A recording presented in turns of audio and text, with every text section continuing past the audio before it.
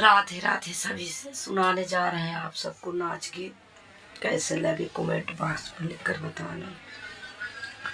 Video अच्छा लगे तो लाइक करना, सब्सक्राइब करना, ज़्यादा से ज़्यादा शेयर करना।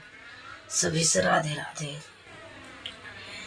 केले है बालम उधार हो, बालम चित से उतरी गए। केले है बालम उधार हो, बालम चित से उतरी गए। केले है बालम उधार हो, बालम चित से उतरी गए।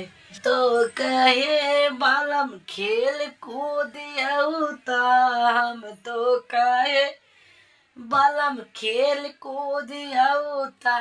फोरियान आपन का पार हो, बालम चित से उतरी गए। फोरियान आपन का पार, बालम चित से उतरी गए। केले है बालम उधार हो, बालम चित से उतरी गए। केले है बालम उधार हो, बालम चित से उतरी गए।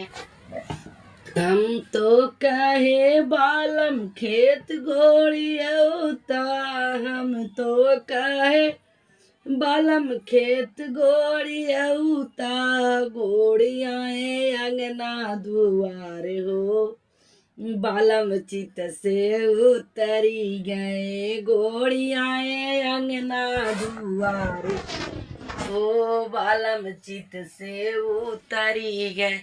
केले है बालम उधार हो, बालम चित से उतरी गए। केले है बालम उधार हो, बालम चित से उतरी गए।